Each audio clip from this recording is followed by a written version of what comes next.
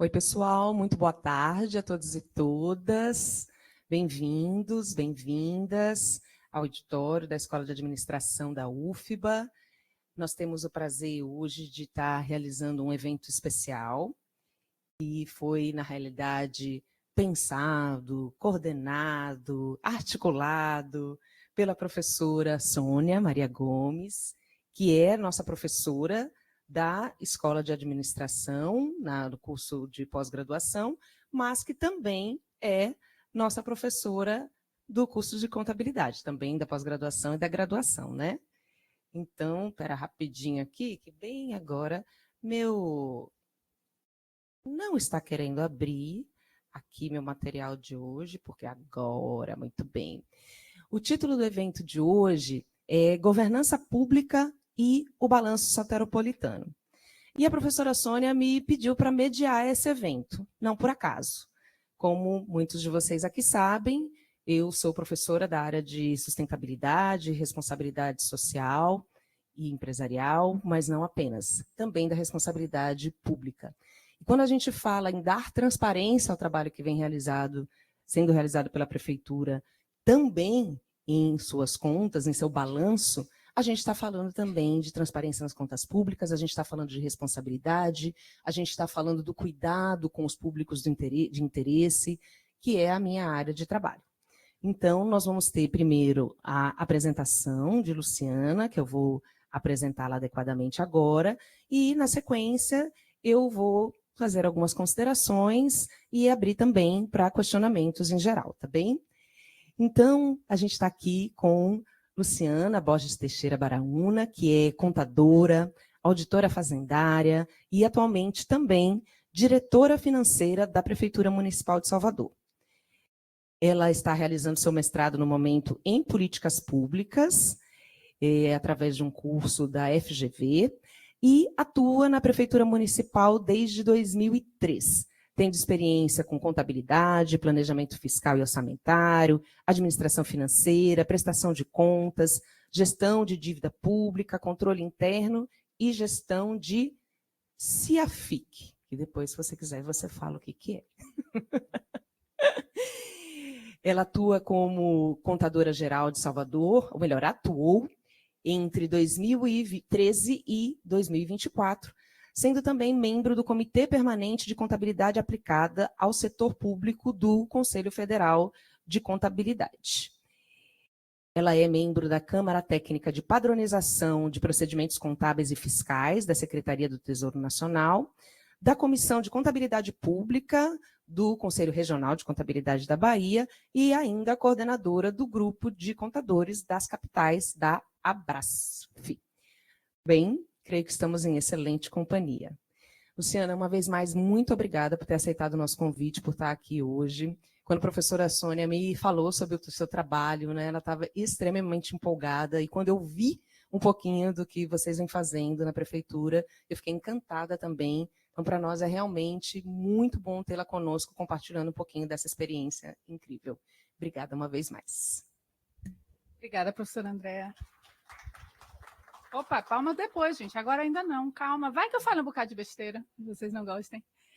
Antes de começar a apresentação, eu queria circular uns documentos para vocês. E aí a gente vai começar. Eu espero que isso não seja um monólogo, que seja uma conversa, porque é uma troca, né? Eu estou muito feliz de estar... Por favor, professora, eu agradeço. Eu estou muito feliz de estar na universidade pública, falando com quem gera conhecimento, com quem é jovem. Estou vendo aqui que esse é bem jovenzinho, que eu acho que é o público principal que pode mudar os rumos da administração pública. A gente tenta fazer, mas quem pode de verdade é quem vem, né? Se vocês tiverem boas ideias, obrigada. Eu não tenho um para cada um, são diferentes, mas pode passar, pode passar. Eu quero começar essa conversa com vocês fazendo uma pergunta muito simples. O que parece mais atraente para vocês? Esse livro ou esse demonstrativo? Fala para mim. Façam chegar nele o livro, por favor, porque ele só viu até agora o balanço. Eu vou deixar esses exemplares aqui, professora, para a biblioteca da faculdade. Depois deve ter um encaminhamento formal para o reitor também. Ano passado a gente mandou, eu não sei se vocês receberam, mas a gente mandou o balanço soteropolitano na versão impressa para a universidade. Bom, esses dois documentos falam da mesma coisa. Eles falam do mesmo assunto. Eles trazem os mesmos dados. O que é mais interessante? Alguém aqui é contador? Opa, são muitos. Então, você, aspirante, é contador. Venha para a área pública. Venha para a área pública. Para quem não é contador, é ainda mais impactante. Porque eu não sei porque as pessoas insistem em achar que um balanço é uma coisa sem graça, feia. Não é lindo, é equilibrado, diz muita coisa. Quem é contador compreende isso. Mas para quem não é, de fato, não é uma linguagem muito palatável. E quando a gente sai ainda dos circuitos técnicos, não me prender, quando a gente sai, então, dos circuitos técnicos, que a gente pensa na população de modo geral, eles querem ver um balanço? Eles precisam entender um balanço? Não. Eles querem ver resultado de políticas públicas. Eles querem ver resultado de ação pública. Nesse contexto,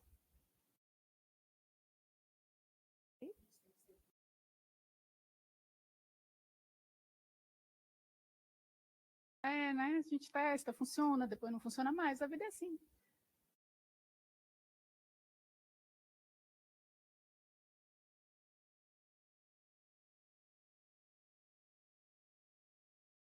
Neste contexto, a contabilidade começou a dar uma solução para aquilo que a gente entende necessário em termos de demonstração de dados contábeis, de dados financeiros, de demonstrações contábeis e financeiras, de uma forma que não seja direcionada a um único tipo de usuário.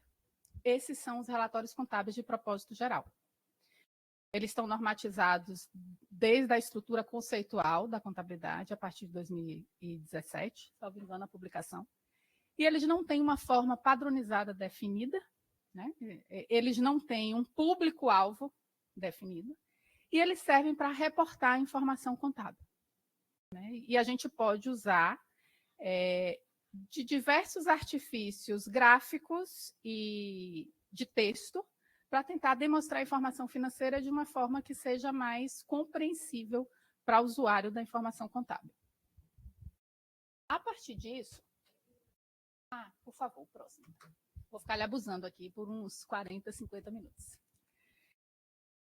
Além da normatização sobre um relatório contábil de propósito geral, a gente tem um indicativo legal, claro no país, sobre a necessidade de uso de linguagem simples. E é isso que um balanço transformado em livro, um balanço transformado em história, tenta fazer. Tornar a linguagem técnica e, para muitos, inacessível da contabilidade pública, porque a gente está falando aí de conceitos interdependentes e muito complexos, quando a gente traz junto o mundo fiscal, o mundo orçamentário e o mundo patrimonial. A gente junta esses três universos na contabilidade pública e a gente tenta transformar isso numa linguagem mais simples, que seja mais direta e objetiva para falar com o cidadão. O próximo, por favor. E o que a gente está querendo com o uso dessa linguagem simples? A gente quer gerar valor público. Quando a gente pensa, quem ousa definir para mim valor público? Por favor, alguém? Você que sorriu para mim. O que você acha que é valor público?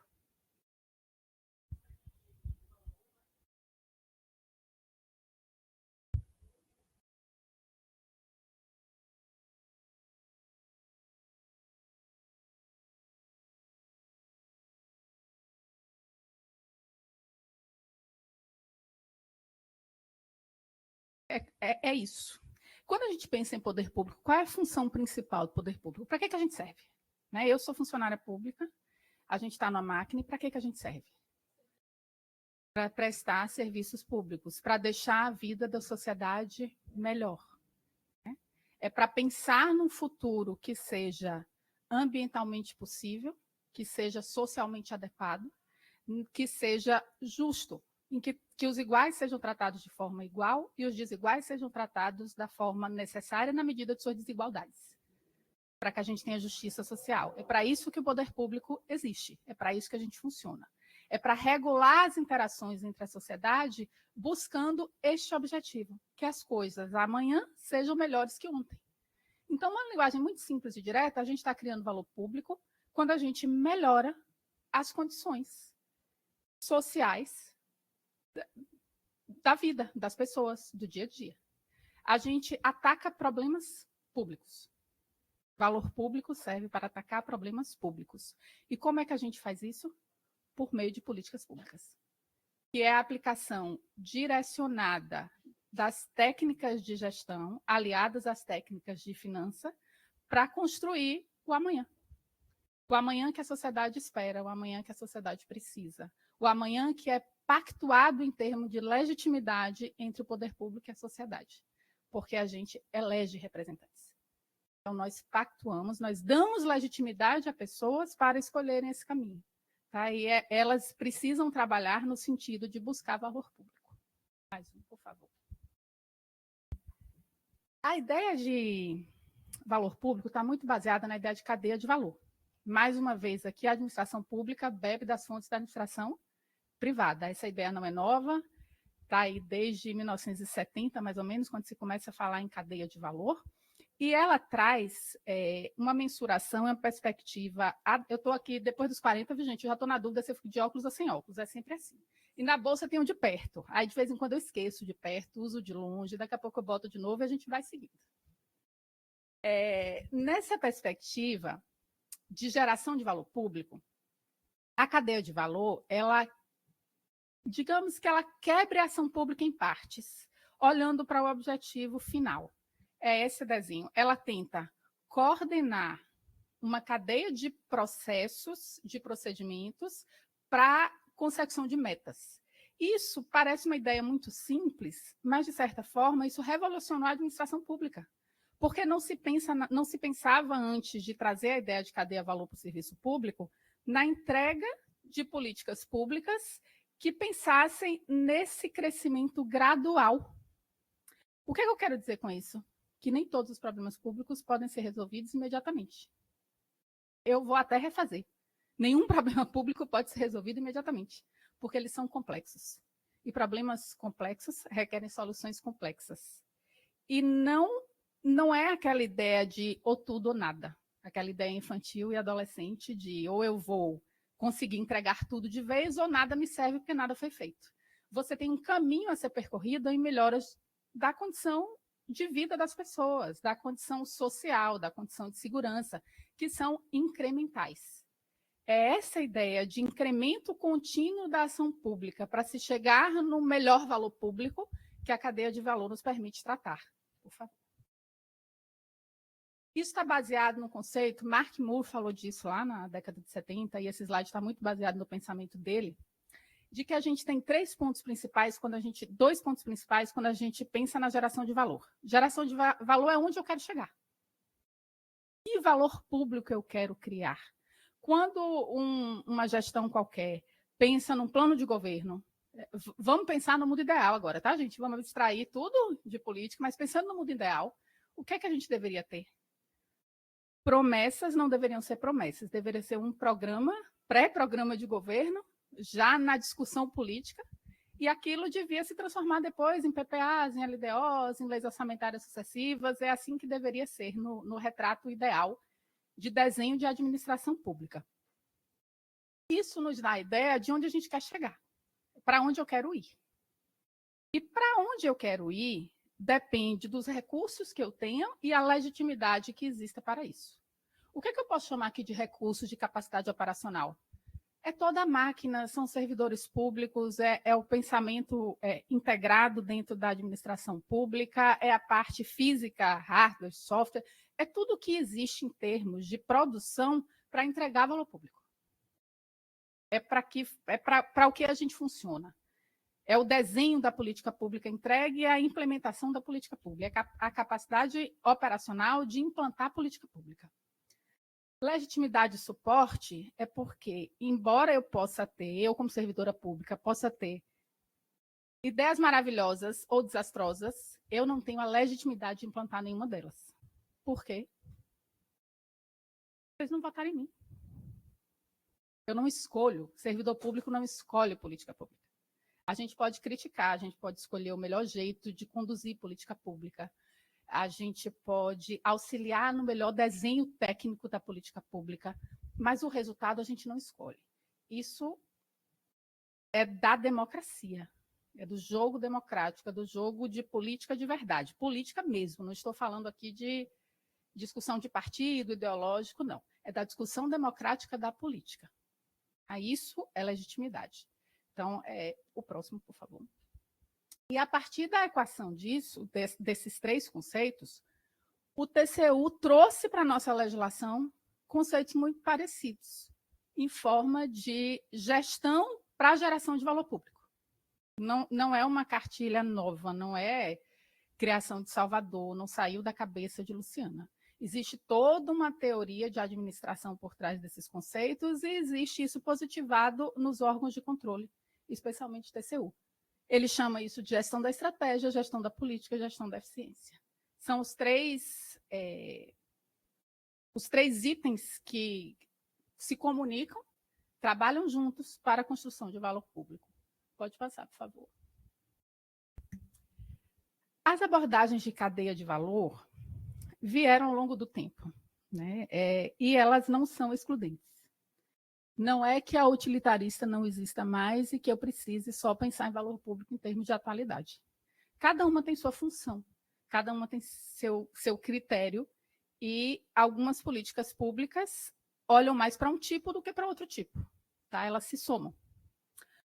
Quando a gente começa a tratar do assunto, lá na década de 60, a visão era muito utilitarista. Se eu definir, não é uma aula de administração, então definindo isso, que ousadia minha, né? Numa universidade de administração, que era da aula de administração.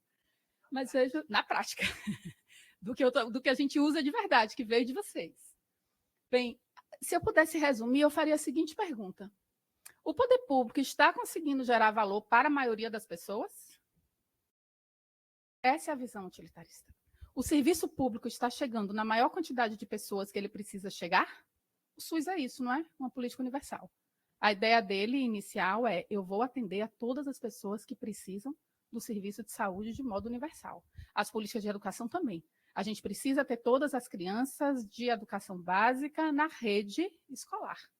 A gente precisa ter todos os jovens até determinada idade na rede escolar. Isso é uma visão utilitarista. Custo-benefício. Qual é o melhor dos mundos? Quando eu consigo fazer isso ao menor custo possível. Então, se eu transformar toda a teoria da visão custo-benefício numa pergunta, a gente pode dizer assim: o poder público está conseguindo gerar valor para a maior quantidade de pessoas, fazendo o melhor uso dos recursos públicos? Eu estou pagando um remédio caríssimo para uma pessoa só, ou eu estou pagando Novalgina para todas as crianças que têm febre num determinado momento? É uma pergunta real do poder público. Porque aí eu vou voltar para a faculdade de economia, qual é a máxima? As necessidades são ilimitadas, mas os recursos são limitados, isso é verdade. Administrar orçamento público é uma guerra constante entre o que se quer fazer, o que se tem dinheiro para fazer e o que precisa ser feito. É um jogo de poder. É um jogo de poder. Diário, todos os dias. Da secretaria, assim, o que é mais urgente, o que é mais importante, vem antes do que é menos urgente e o que é menos importante. Ou do que tem consequências menos drásticas num curto período de tempo. São essas as escolhas da alocação orçamentária do dia a dia, tá? Baseadas na visão das teorias de administração. A gente vem para a nova gestão pública, que não é tão nova assim, a gente falou disso. Quem é mais novinho aqui, igual ele, as meninas ali atrás, não eram nascidos ainda, mas é o valor público como entrega de um serviço de qualidade. A gente não quer mais só as crianças na escola. A gente quer criança na escola, com professor na sala de aula, com uma sala que seja compatível em termos climáticos e da localidade que elas estão, e especialmente que o professor dê boas aulas. É isso que a gente quer, com o menor custo possível. Então, tudo isso continua sendo agregado.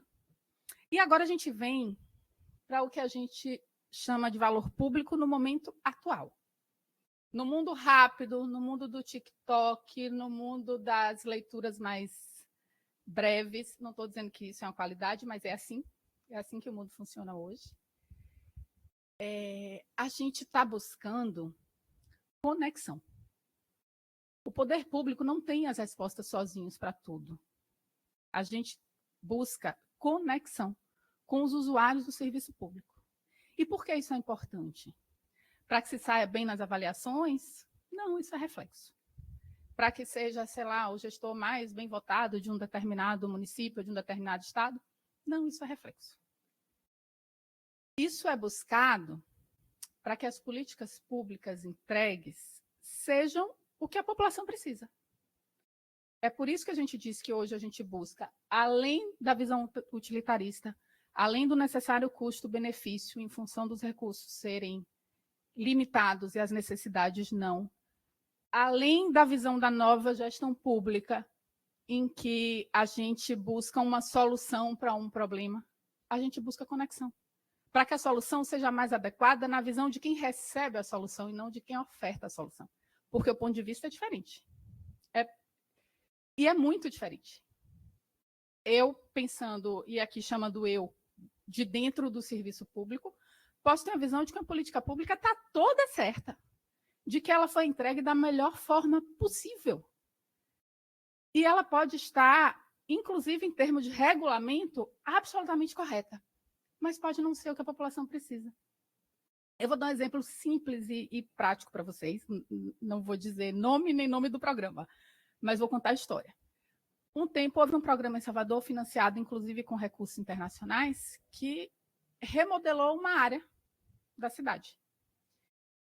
E no acompanhamento, ele estava todo certo, a gente recebeu o recurso, aplicou corretamente, o banco financiador disse, beleza, legal esse projeto, vou levar para outros lugares como exemplo, porque vocês fizeram no tempo certo, com o custo certo, e entregaram o que foi planejado. Maravilha. E aí, numa das reuniões com as pessoas envolvidas no projeto, com a comunidade, tinha lá dentro, parte de todo esse projeto, a construção de um centro comunitário. Muito baseado naquilo que a gente vê em filme, né? Filme americano a gente não vê muito centro comunitário. As crianças vão jogar bola, vão fazer artesanato, vão passar o contraturno. É comum. Existe uma interação não só da escola com as crianças, mas da família com a escola e as crianças. E um dos locais físicos, o locus dessa ação, são os centros comunitários. Quem desenhou o projeto achou que ia ser bacana tentar implantar essa mesma lógica, porque na região a gente não tinha ainda escola com contraturno, e se imaginou que se tiraria as crianças da rua e colocaria nesse centro. Não era usado. A gente chegou lá algo em torno de 2 anos depois, e a construção continuava lá, linda, fechada. Não tinham pessoas, não circulavam pessoas naquela região. E numa pergunta muito simples, alguém fez assim, vem cá, por que vocês não usam esse espaço? Ele é tão legal. Aí a pessoa respondeu, uma senhorinha fez assim, porque não tem uma cozinha. E a gente gosta de cozinhar junto. O poder público de dentro da sala nunca saberia isso. Nunca. Estava tudo certo. O projeto era lindo, era modelo, era referência. Mas, pô, não tinha cozinha. A tia queria cozinhar, ela queria fazer brigadeiro, pãozinho, bolo de chuva, sei lá o que eles iam fazer, a comida típica. Mas isso é conexão. Isso é construção de um projeto com conexão. É buscar o que o usuário do serviço público espera receber, e não somente o que a gente acha que é bom ofertar. É muito blasé, é muito pedante do lado de cá do serviço público a gente imaginar que a gente pode ofertar soluções que sempre vão ser para vocês, usuários do serviço público, as melhores ou as piores soluções. Quem disse? Quem perguntou para vocês se essas soluções servem? Então, é isso que uma política pública construída adequadamente, que vai até lá no fundo, que procura entregar soluções na medida, busca com o usuário. Conexão. Construir a cozinha. Construir a cozinha. Por favor. E hoje eles usam, tá? A gente faz monitoramento pelo menos 10 anos depois da entrega desses projetos. E hoje eles usam a cozinha comunitária. Pois não.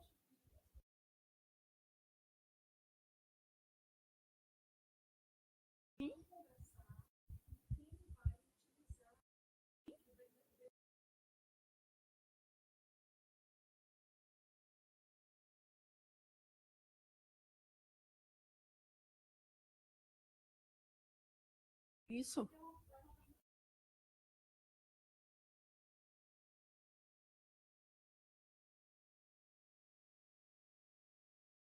Exatamente.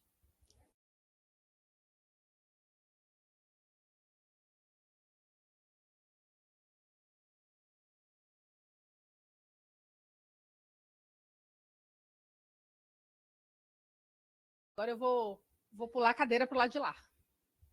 Eu falei como população, agora eu falo como quem vê a administração um pouco de dentro. Isso é necessário, eu concordo com você. Isso é possível em alguns aspectos, mas é muito difícil que a gente consiga que todas as políticas públicas a gente tenha essa pergunta.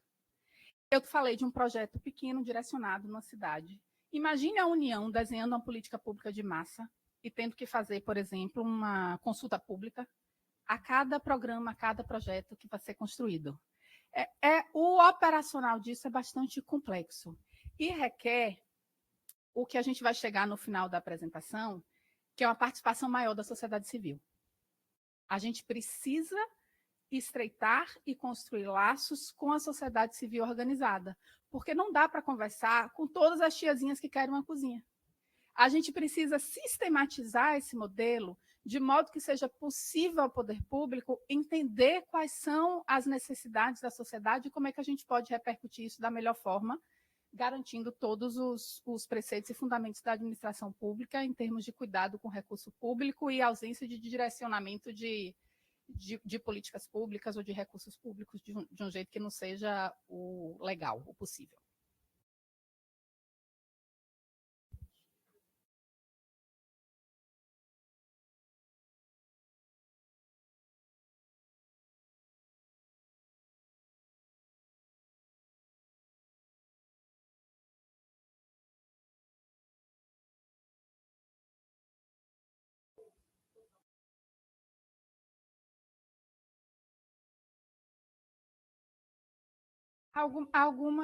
Algumas políticas públicas, pois não.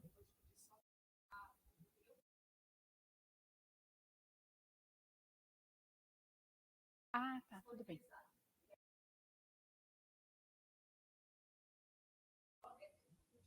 Claro, fique tranquila. Ele sugeriu ali que pudesse haver um interlocutor da sociedade para tratar com o poder público sobre determinadas políticas públicas. Resume bem? Pronto. Existem algumas políticas públicas que já têm essa repercussão, já tem essa forma de funcionamento, me desculpe, não é repercussão. Quem já ouviu falar em conselho de educação, conselho de saúde, conselho de assistência social? É exatamente isso. É a conversa coerente da sociedade civil com o poder público em termos de política. Mas eu vou contar ainda de um conselho mais velho que esse. Quem já ouviu falar em poder legislativo? Opa, qual é a função deles? É essa. É essa. É de fazer essa conversa coerente da sociedade civil com o poder executivo para melhor alocação de recursos públicos. Se isso não acontece, a gente está com um problema aí no sistema de freios e contrapesos que não é da formação, não é da legislação. Meninas de direito, me corrijam ali se eu estiver errada. Não é da conformação legal. É porque no Brasil a gente dá um jeitinho das coisas serem diferentes. Infelizmente, não funciona exatamente assim. Tá? Mas na falta do legislativo e buscando um diálogo mais aberto, o poder público tem tentado isso na forma de conselhos. Pois não. Fale alto, fale alto.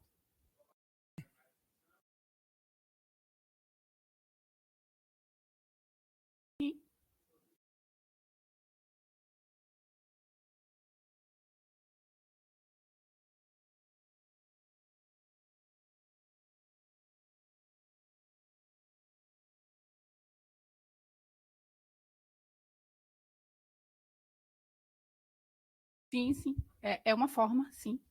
Assim, normalmente, a posteriori, ele mensura uma situação.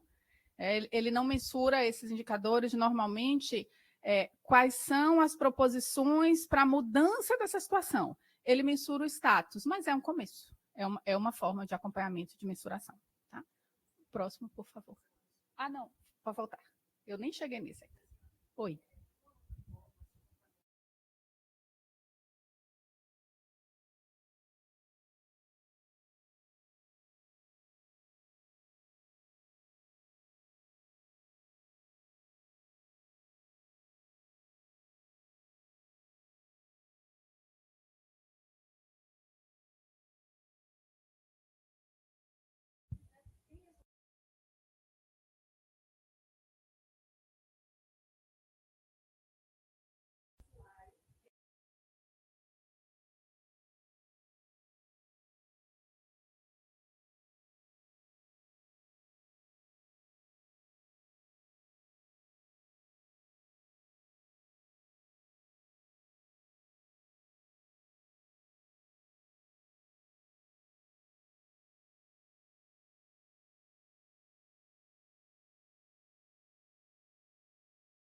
Precisa.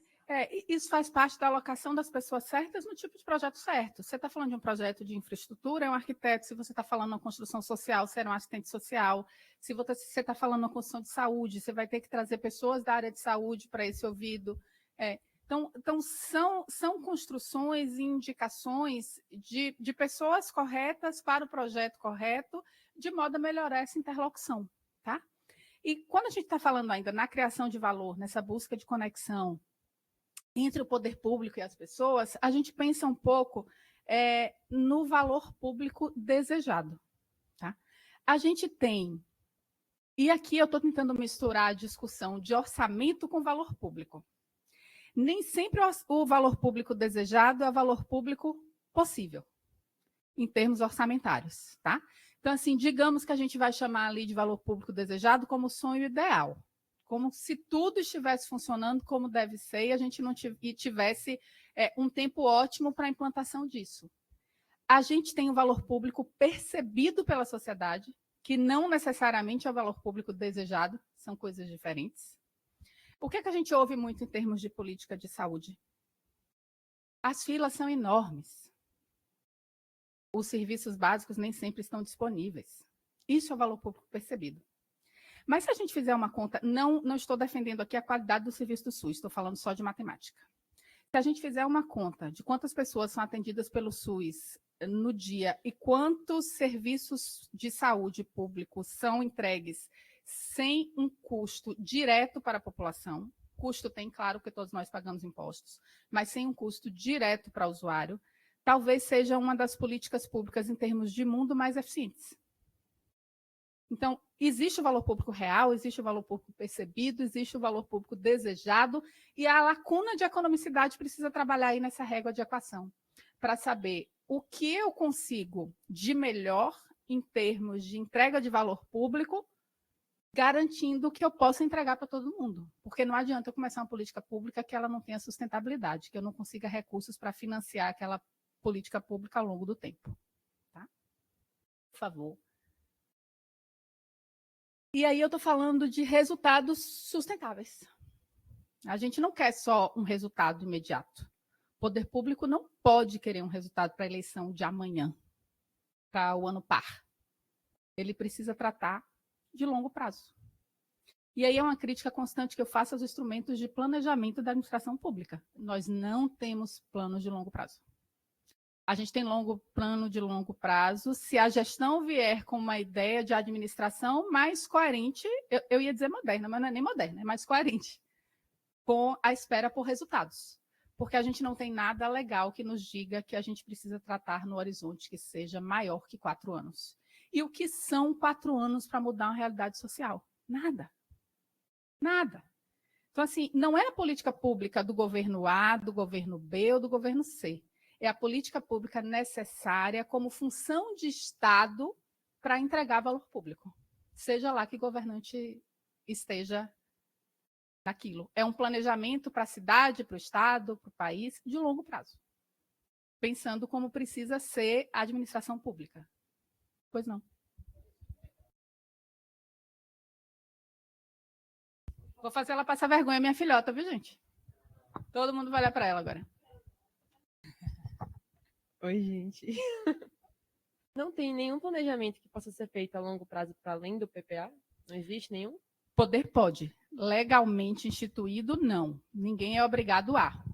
O TCU já fala em planejamento estratégico, mas não tem nenhuma norma que obrigue. Ele obriga a entrega das prestações de contas do Poder Público Federal na forma de relato integrado, que o relato integrado está tratando necessariamente de sustentabilidade, quando trata das movimentações de capitais, do que a gente espera para o futuro, mas legalmente não.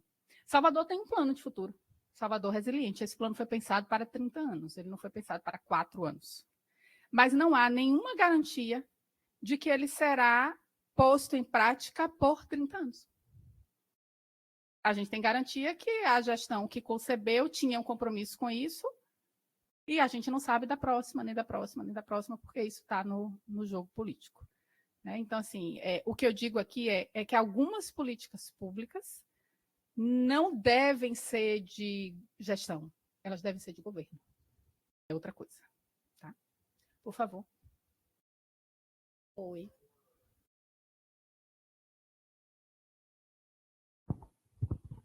Luciana, só uma. Na verdade, é uma percepção que eu tenho como soteropolitano, tá?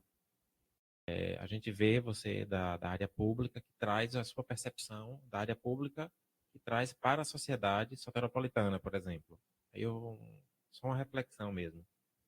Eu sinto que a maioria das pessoas elas cobram do setor público determinada qualidade de serviços, mas eu quero saber o seu papel como cidadão. Você de fato tem uma consciência de cidadania?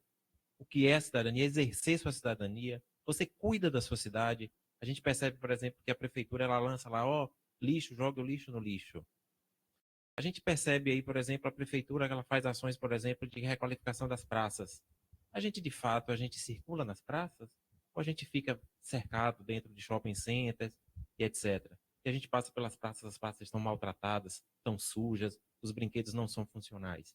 Então, a gente tem que trazer essa responsabilidade nossa como cidadão soteropolitano para dizer, poxa, eu tenho consciência e eu quero cuidar da minha cidade. Aí eu digo uma experiência minha, por exemplo. No meu bairro, lá, eu percebo lá quando a rua está suja. Eu ligo nos canais lá do 156, eles registram lá e eu percebo que rapidamente eles tomam as ações devidas. Então, essa atitude, essa postura que eu acredito que as pessoas, com consciência, com educação, que elas tenham para poder as coisas caminharem de uma forma mais eficiente. Obrigada. É um excelente comentário. É um excelente comentário, mas você falou uma palavrinha-chave aí. Como é seu nome? Pablo, você é da graduação, é professor, é mestrado? Onde você está? Você é aluno de mestrado. Onde você está? Aluno de mestrado. Olha o seu nível de consciência. A gente não consegue cooperação se a gente não tem educação. E nosso povo não tem educação, infelizmente. A gente tem uma educação. Aí já sou eu falando, não estou nem falando de balanço, né? É minha visão pessoal, Luciana. A gente não tem um nível de educação adequado para criar cidadania. Nossos meninos de escola pública não crescem criando cidadania, eles não são educados à cidadania. Eles não sabem nem a importância de pedir uma nota fiscal. Não sabem. E também não é culpa deles, não, porque às vezes eles têm problemas tão outros. Eu ouvi uma vez de um professor de mestrado, Fernando Burgos. Eu sou colega, eu sou mestranda, né? Candidata a mestre, e na aula Fernando disse uma coisa que me chocou, numa aula sobre democracia. Ele disse assim: eu fiz uma entrevista uma vez, ele faz muita pesquisa de campo, e num país, eu não me recordo qual agora, mas ele entrevistou mulheres vítimas de violência social e violência física doméstica, de homens. Em resumo, mulher que apanhava de homem. E ela dizia assim: se me garantissem que meus filhos têm escola e que eles não vão precisar passar por isso, eu não estou nem aí para a democracia. Eu não quero nem saber em quem eu vou votar.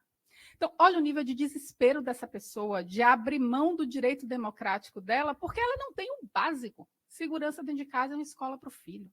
Então, as coisas ficam relativizadas, no meu ponto de vista. Primeiro, se você tem muito pouco e lhe falta o básico, você não consegue pensar para cima. E segundo, se você não tem essa consciência de cidadania que nos dá a consciência do coletivo. A gente precisa de consciência de coletivo para ter essa postura. Eu espero muito que a gente chegue lá, que nossa educação básica e que nossas universidades e que a educação média formem, de fato, cidadãos que tenham essa consciência de coletividade. Mas eu falo muito. Se não terminar 3h30, tudo bem, né? Porque eu não estou nem na metade.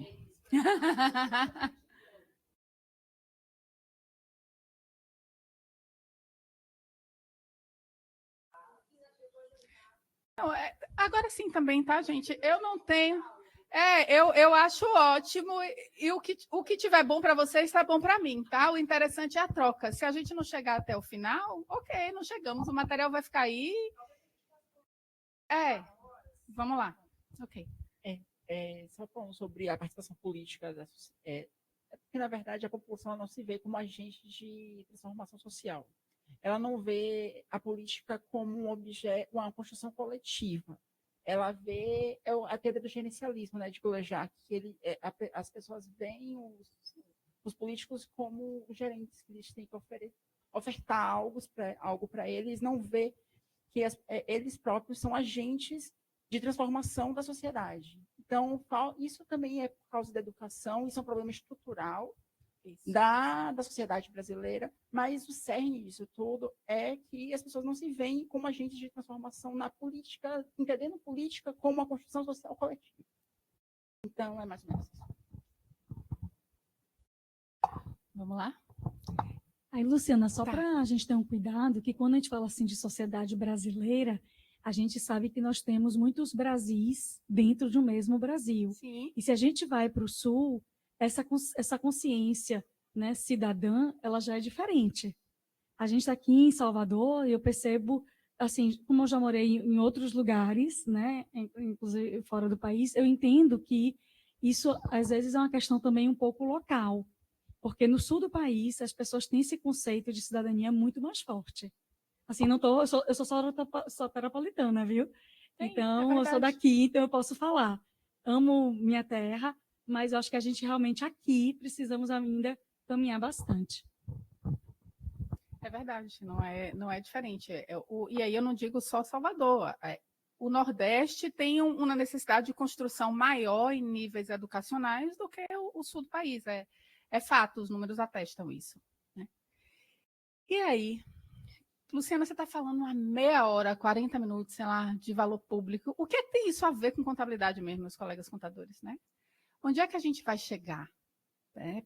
Para quem é essa informação que a gente vai direcionar? Pode passar, por favor. Nós temos diversas... Pode passar esse, por favor. Eu vou falar mais rapidamente desses para ganhar tempo.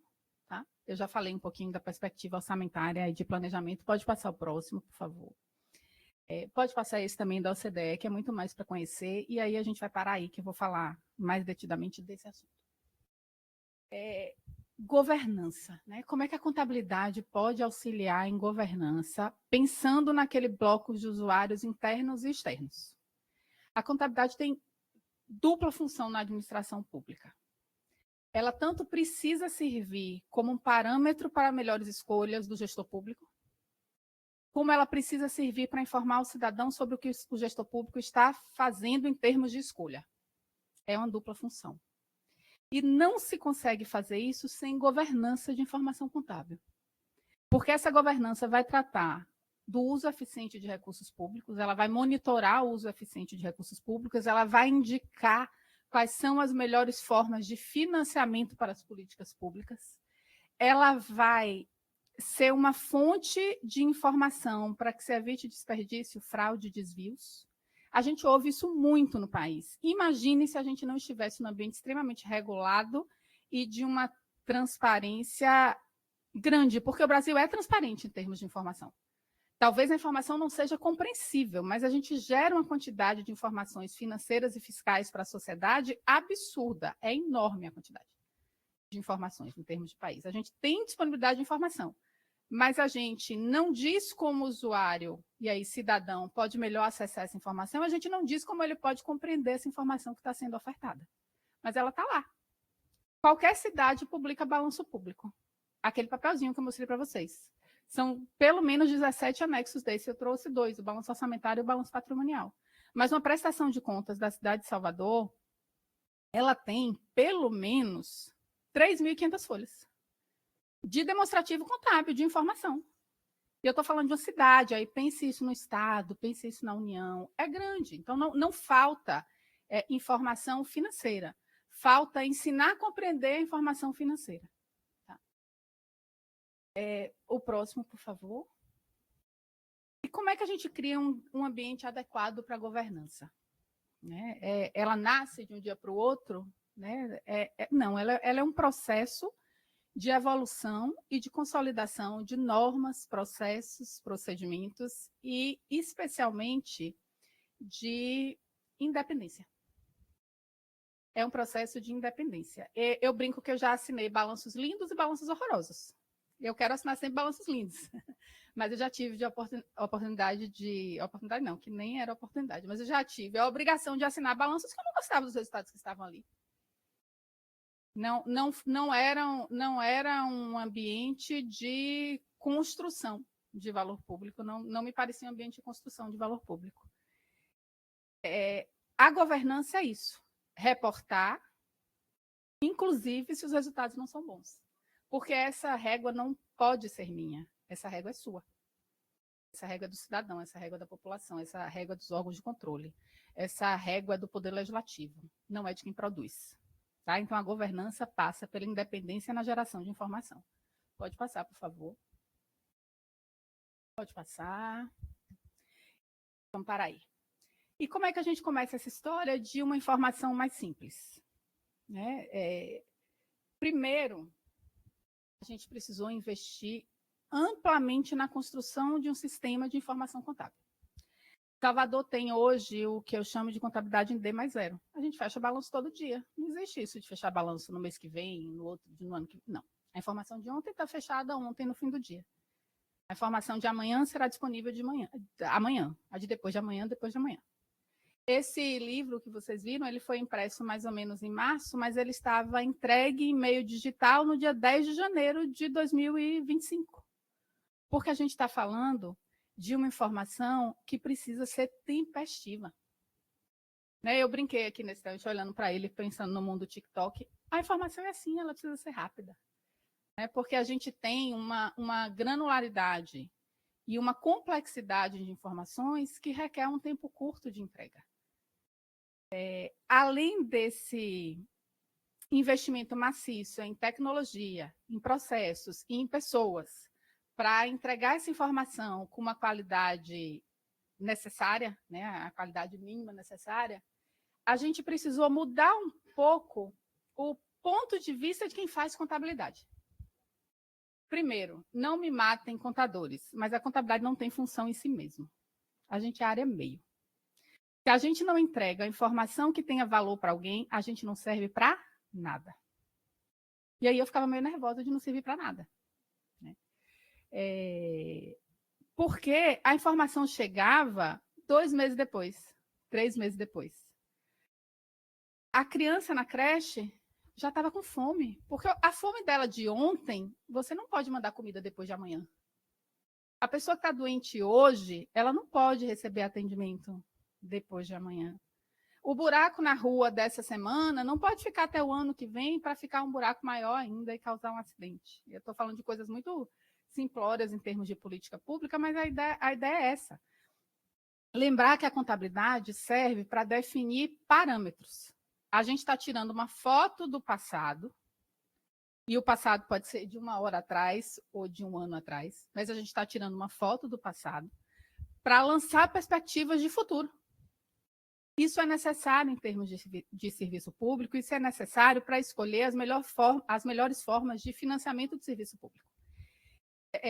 Partindo desse pressuposto de contabilidade D+0, a gente teve que virar a chave no sentido de incorporar que contabilidade é área meio e que o maior propósito da contabilidade é informar. Seja lá para quem for a informação.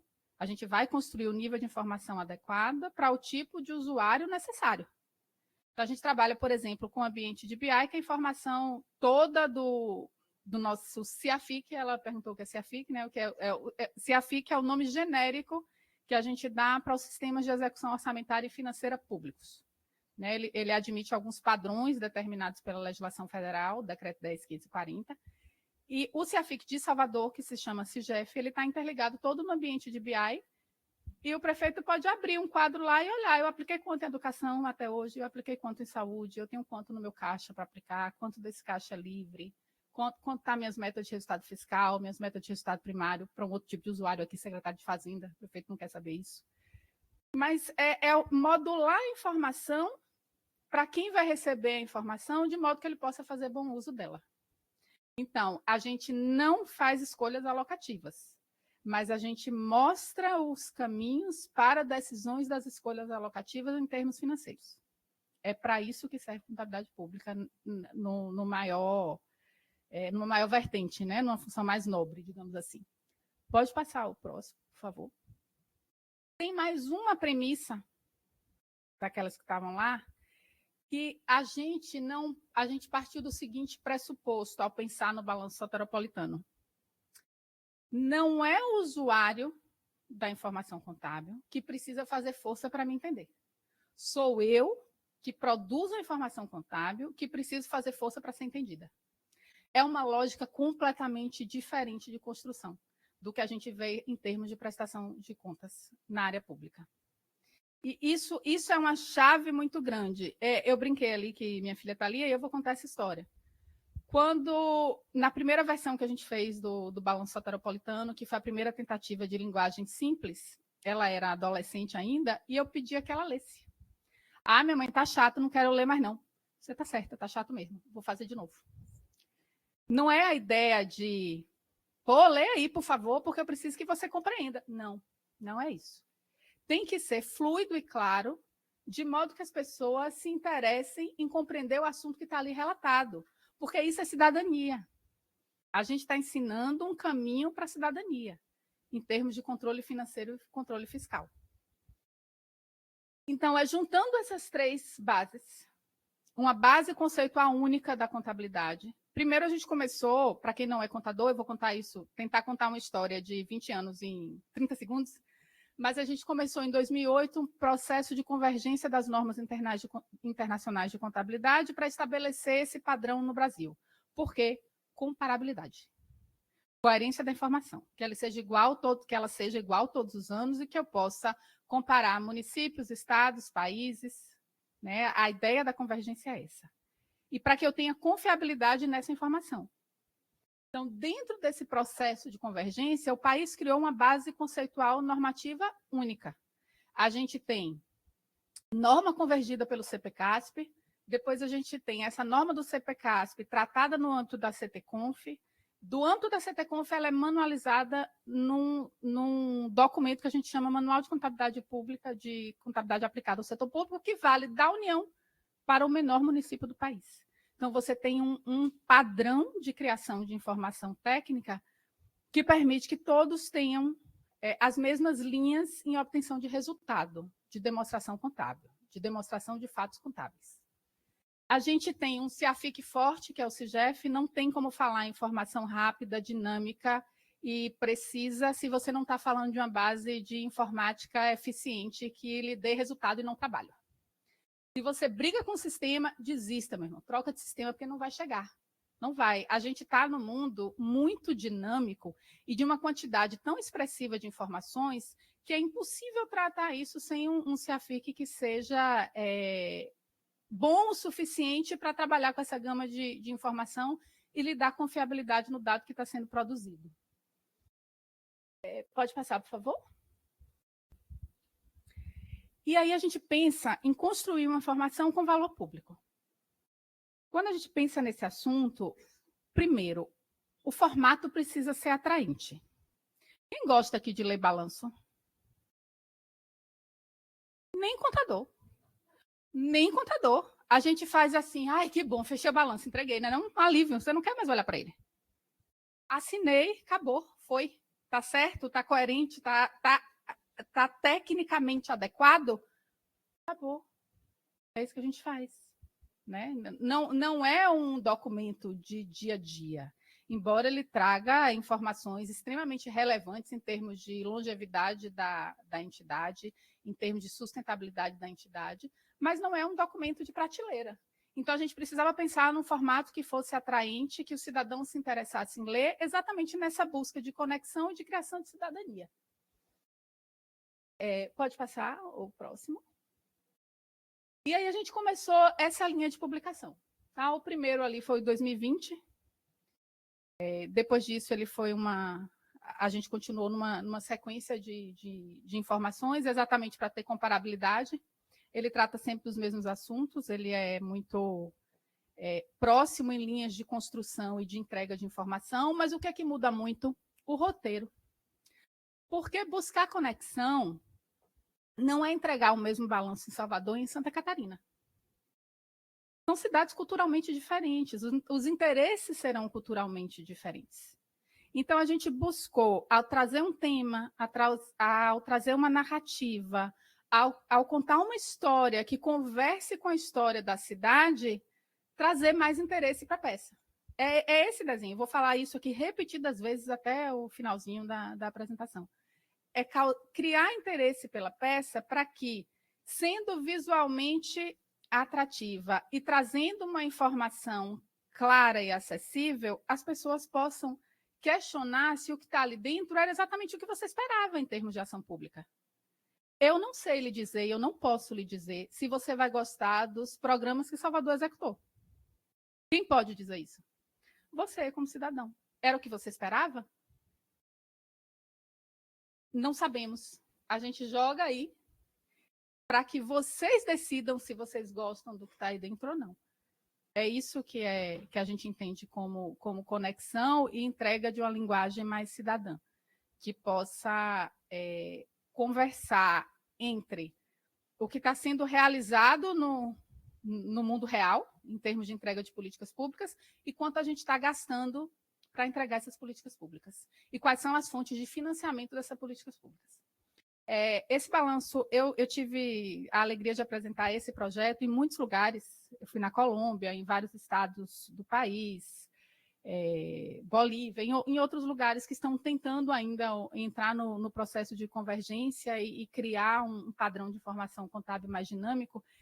E em todos esses lugares, ao tratar do assunto, a coisa que mais impressionava era o que devia ser mais simples. Nossa, vocês conseguem fazer conexão entre o mundo físico, entre as metas físicas, e quanto se gastou para construir isso e de onde veio o dinheiro para financiar isso.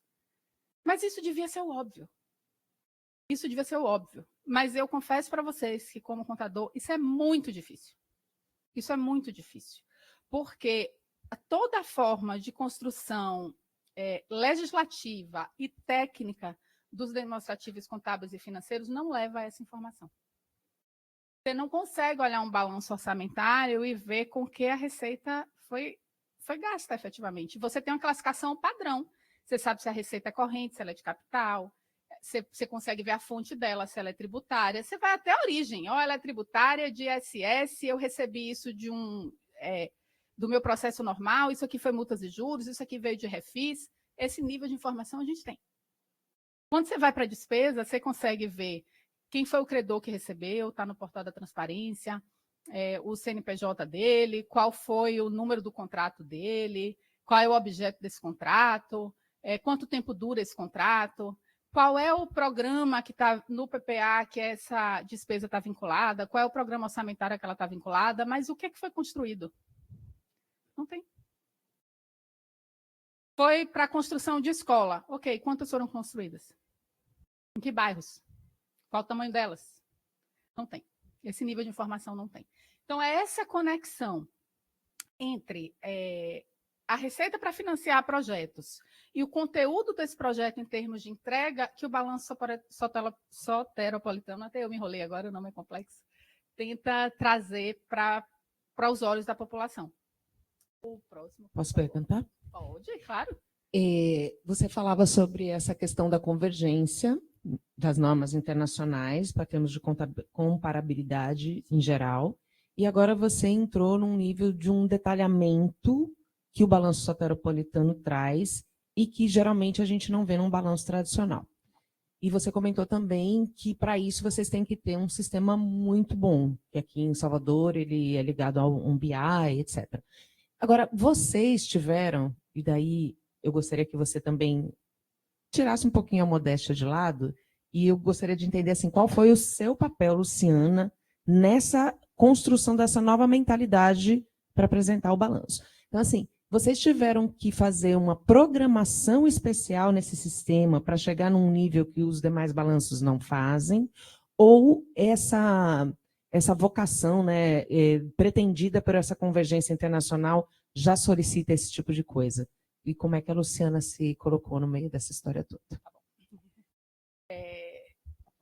Primeiro, um CIAFIC, um sistema bom, eficiente, ele precisa estar antenado com todas as normas internacionais, nacionais de contabilidade. Isso é check. Eu tenho uma ferramenta com capacidade operacional adequada e que seja construída para atender essas normas durante esse período. Eu brincava, eu sempre disse que eu sou uma contadora de palavras. Eu não sou uma contadora de números. Eu gosto de palavras. Eu amo números, mas eu amo mais ainda as palavras. E eu sentia falta dessa conexão de transformação de números em palavras. Então, foi um projeto que teve muito, sim, da minha participação pessoal, inclusive, pela minha visão de contabilidade e pela minha visão de necessidade de entrega de algo mais para o poder público, mas teve do lado de lá do poder público, tipo assim, você tem carta branca, pode ir. Pode ir. Nunca houve uma revisão de balanço para dizer o projeto que eu ia colocar, que não ia colocar. Nunca houve, eu não quero esse sistema, use outro, não faça essa modificação, não teve. Então, tem dois aspectos. Essa contabilidade é muito técnica e fortalecida em termos conceituais, isso foi uma construção de equipe, que dá respaldo à gestão e carrega nas costas a coragem de dizer assim, se não der certo, o problema é meu, eu estou bancando isso aqui, vai funcionar. Então, tem muito dessa entrega na construção do sistema. Eu ainda sou gestora do CEAFIC, fui desde a implantação em 2015 e ainda sou gestora da ferramenta. E a visão do balanço em si, ele não sai do CEAFIC. Ele não sai do CEAFIC. Veja, eu consigo, numa interação, pode ir passando os próximos aí, eu consigo, numa interação com as áreas finalísticas da prefeitura e as informações financeiras que são construídas já dentro do CEAFIC, de modo online por todas elas, eu consigo essas informações financeiras, mas eu preciso da interação com elas para descobrir o físico. Isso é um processo que dura o ano todo. No primeiro ano, eu quase implorei. Eu ia na secretaria bater, pelo amor de Deus, você teve o quê de projeto? Me conta aí, senta aqui comigo 10 minutos. Então, como a contabilidade sempre foi muito parceira em termos de construção de solução para os órgãos, eles sempre nos recebiam. Mas eles também não tinham isso sistematizado. Eles não tinham essa informação sistematizada. Então, se você olhar o primeiro balanço lá de 2020, ele tem uma qualidade em termos gráficos e de informação física bastante inferior à versão de 2024, porque é uma construção. Então, no segundo ano, a gente já entendia o que a gente queria e já foi mais fácil para as entidades. Eu fiz, vai construindo ao longo do ano aí nesse modelo, que no final do ano eu vou precisar dessas informações todas para conectar com o mundo físico. No último ano, eles já batiam na minha porta, porque assim, a publicação tomou relevância, ela tomou uma dimensão que as pessoas, poxa, eu quero fazer parte disso. Eu vou ser citado no Balanço Soteropolitano? Já tem uma pergunta assim na prefeitura. Esse projeto é legal bastante para ele ir para o Balanço Soteropolitano? E eu digo, peraí, que não é legal, a gente precisa falar de materialidade, de relevância. Porque a gente não pode esquecer que não é um relatório de atividade, não é uma peça promocional. A gente está falando de um balanço. E aí eu preciso trazer o conceito de relevância. Qual é a relevância do tamanho desse projeto em termos de orçamento público?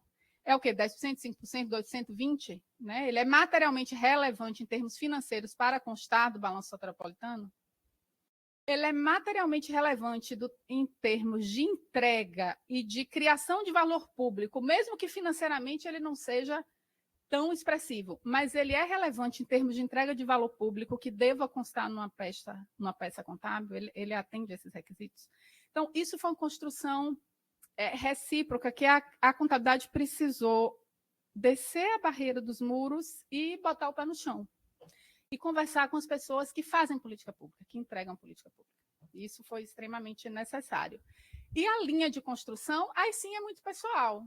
Esse balanço tem o nome de duas pessoas, Luciana e Adriana, que hoje é a contadora geral atual. Né? Eu sou diretora, eu estou um pouquinho acima dela, e ela assumiu a contabilidade geral. Porque foi uma linha doméstica mesmo, não teve uma empresa de publicidade construindo, não teve nada disso. A gente começou assim, a gente não sabia do tamanho da repercussão, então a gente não quis, primeiro, empregar recursos públicos na construção de algo que era novo que a gente ia testar, não fazia sentido. Especialmente em 2020, ano de pandemia. Basicamente, não tinha recurso. Os recursos estavam sendo alocados em outra coisa. Então, assim, a gente teve recurso de tempo da nossa construção, do que a gente imaginava que seria possível, e a gente foi refinando isso ao longo do tempo. Hoje não, hoje ele é um projeto do Estado, ele está no planejamento estratégico da cidade.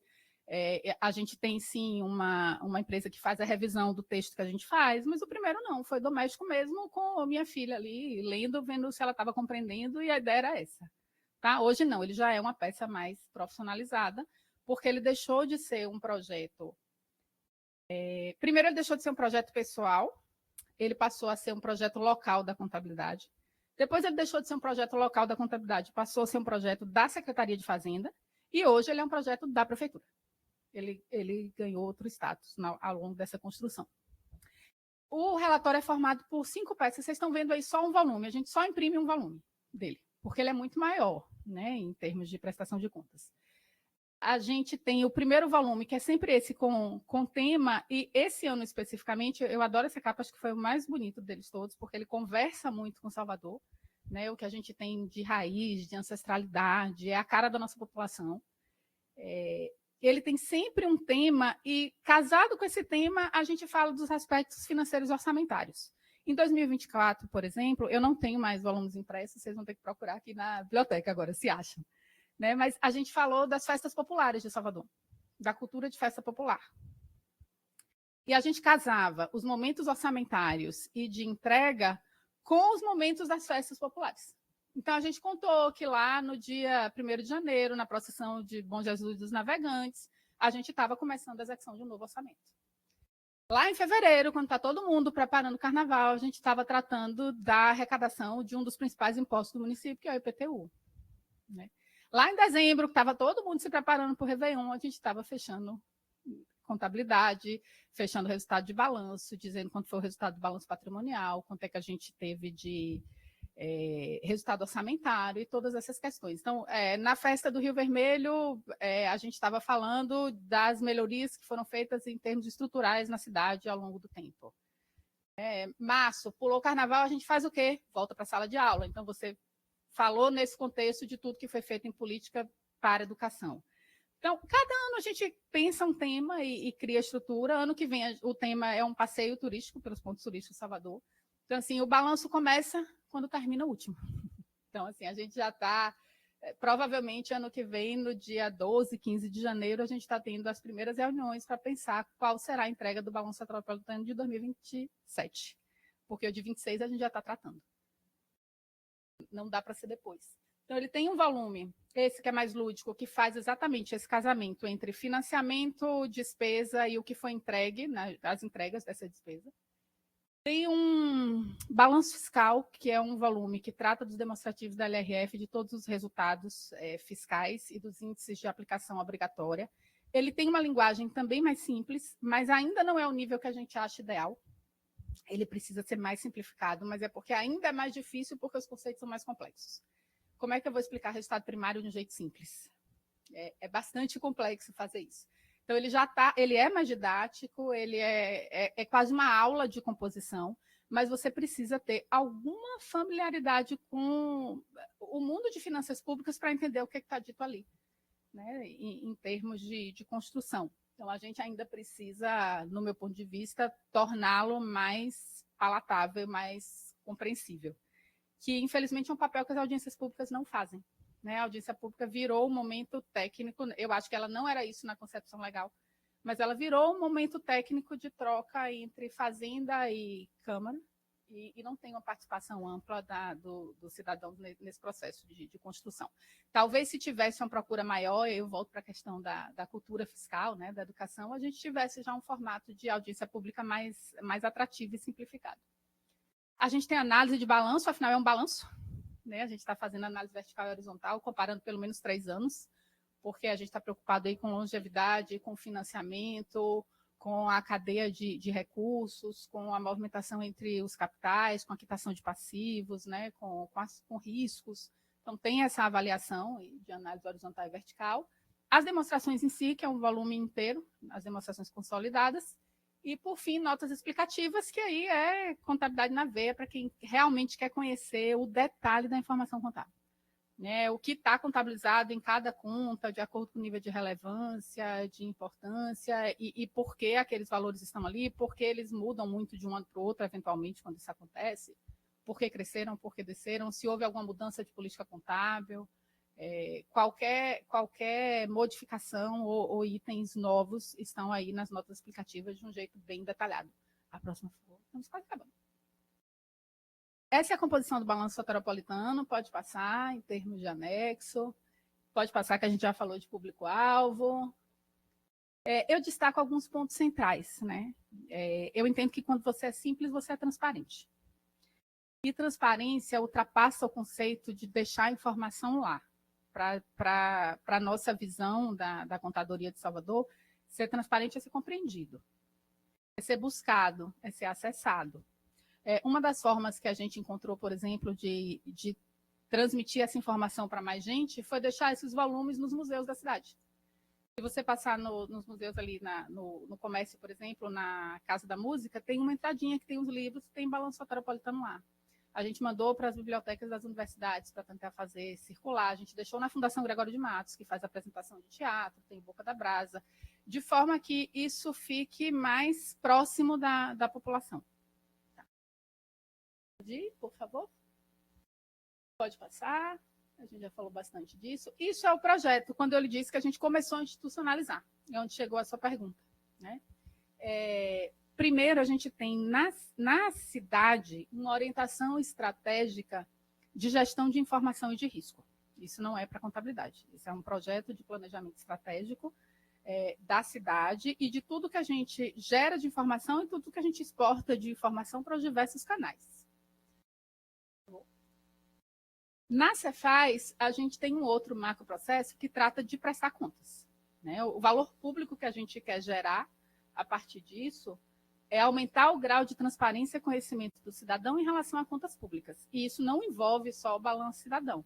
Envolve o portal de transparência, a comunicação tem uma interligação aí grande com a controladoria, que é o órgão responsável por entregar, de fato, a prestação de contas. Então, existe uma mobilização da Secretaria da Fazenda no sentido de prestar informações ao cidadão, especialmente por ser a entidade que mais arrecada dentro do município, digamos assim, a dona do cofre, né, no termo mais popular. Então, existe uma preocupação da Secretaria em relação a essa transparência de recursos. Por favor. E passando da Fazenda, a contabilidade assume um projeto que é planejar a ação de informar. Eu não vou mais prestar conta, só chegou 31 de março, eu mando um monte de coisa lá para o Tribunal de Contas, fico livre da informação. Transformar isso de uma ação protocolar para uma ação planejada, para que ela tenha propósito e ela possa chegar em valor público. Não, volte um. Não, pode ir. A partir dessa ação de informar, a gente cria um projeto chamado Mapa do Tesouro. Até o nome dele é mais lúdico, né? Porque é realmente na ideia de ser leve. Então, o Mapa do Tesouro é um projeto que busca não só a entrega do balanço soteropolitano. O balanço é uma das peças do projeto Mapa do Tesouro. Mas a ideia é dizer assim, a Fazenda não só cobra imposto, ela também cuida bem do dinheiro do contribuinte da melhor forma possível para que isso chegue às áreas finalísticas para que sejam desenvolvidas políticas públicas. É uma outra forma de olhar a Fazenda, porque, de modo geral, se a gente perguntar à população o que a Fazenda faz, cobra IPTU. Né? A população responde isso. Ela faz o quê? Ela serve para cobrar IPTU. Não, ela também cobra IPTU, mas ela faz outras coisas em termos de controle de recursos públicos para além da arrecadação de receitas. Então, a intenção deste projeto era construir essa imagem da Secretaria de Fazenda no sentido de eu sou maior do que a entidade que só cobra IPTU. Porque a gente tem no serviço público uma dimensão que é diferente de qualquer outra em qualquer outro lugar. Os financiadores do serviço são os usuários do serviço. Vocês são acionistas da Cefaz. Todos vocês estão fazendo. O nosso recurso, como pessoas físicas e pessoas jurídicas, como população, estão dentro dos cofres da Secretaria da Fazenda e precisam ser revertidos em prol da população em políticas públicas. Então, é com essa ideia, com esse conceito, que nasce esse projeto na Secretaria de Fazenda. Pode passar, por favor. Próximo.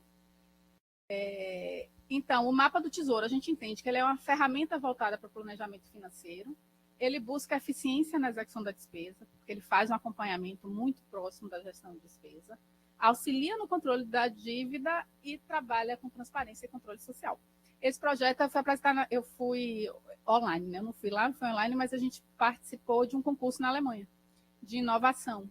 Foi bem bacana, a gente ficou em segundo ou terceiro lugar, porque é uma forma menos árida de tratar finanças públicas. e de um jeito mais planejado, não só planejando números, mas planejando como demonstrar adequadamente essa condução numérica para as pessoas.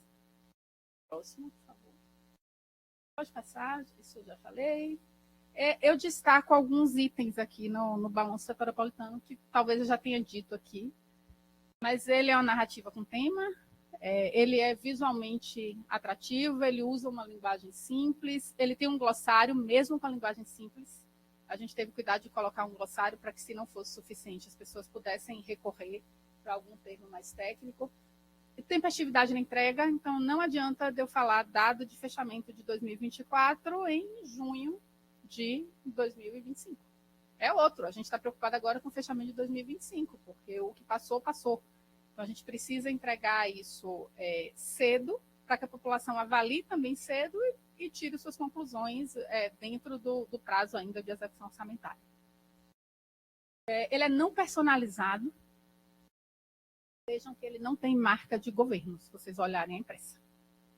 Ele é um documento de gestão. Ele não foi de ACM Neto, ele não é do prefeito Bruno Reis, ele é da cidade de Salvador.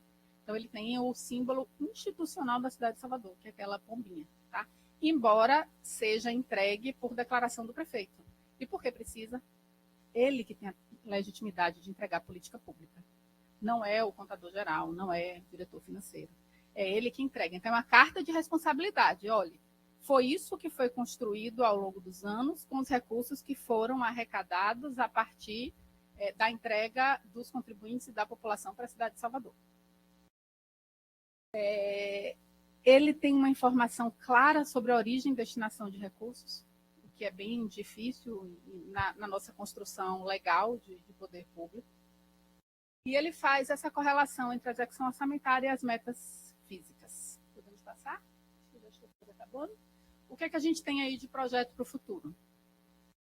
Dar movimento para a CISA. Eu não falei da CISA, é porque eu passei mais rápido para a gente conseguir terminar no tempo. Mas a CISA é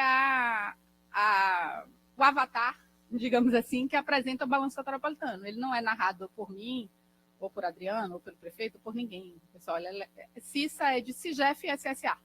Tá? CIGEF do sistema, então ela tem um nome, ela é uma baianinha aí com swing, e é ela que todos os anos introduz o Balanço Soteropolitano e traz a visão do que aconteceu na cidade. Isso não deixa que a peça seja personalizada. Ela não é de uma figura pública, ela não é de um administrador, ela não é minha, ela é da cidade. Tá? Então é importante essa delimitação de território.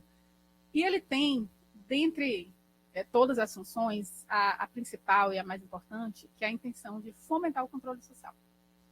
É para isso que ele foi pensado, é para isso que ele foi criado, é para isso que ele é feito todos os anos, com muita empolgação pela equipe de contabilidade da prefeitura. Porque é a forma que a gente entende que a gente torna a contabilidade um instrumento útil.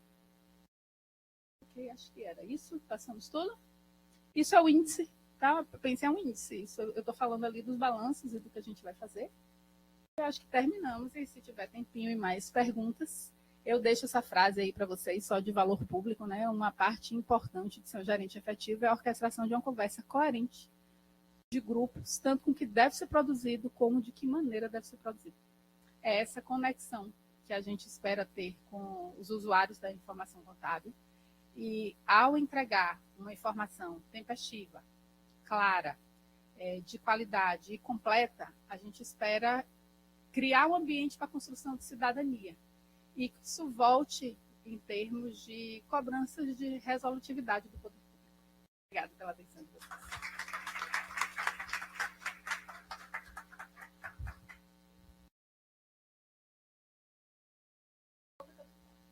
Vamos lá, então, a gente vai abrir para as perguntas. Temos 1, 2, 3, 4. Vamos fazer, então, esse primeiro bloco, e daí a gente vê.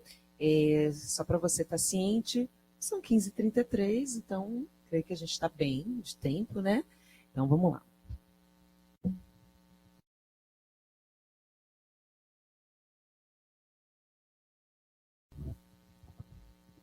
Primeiro, parabenizar, foi excelente a apresentação, bem clara e, inclusive, um material bem bonito, tanto da apresentação quanto do do próprio livro, né, que a gente recebeu.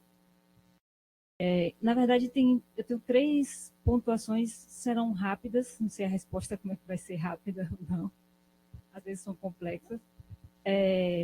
Ontem eu tive a oportunidade de participar da Semana do Meio Ambiente, a abertura lá no Arquivo Público Municipal, e um tema que me chamou muita atenção foi a questão do objetivo ODS 18, que é da questão racial, né? E a gente tratando de Salvador, que é a cidade mais negra do mundo, fora da África, 83% da população é negra. Eu queria saber, assim, dentro do cenário desse balanço soteropolitano, balanço social, qual é a relevância que está sendo dada, se já tinha antes e vai aumentar por conta do ODS, ou se isso já está contemplado, diferentemente de outras cidades, se tem um benchmark com outras cidades relacionado a esse aspecto da racial.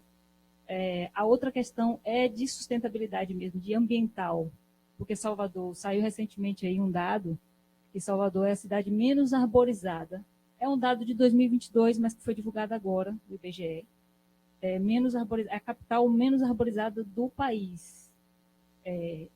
E aí eu queria saber o seguinte, o benchmark com outras cidades e o que é que este balanço social, que começou em 2020, se vocês já estão colhendo os frutos dessa comunicação mais clara com a sociedade, se a sociedade está trazendo uma pressão maior aos gestores públicos por conta dessa comunicação mais efetiva, e quais são os resultados que estão advindos dessa interação mais próxima.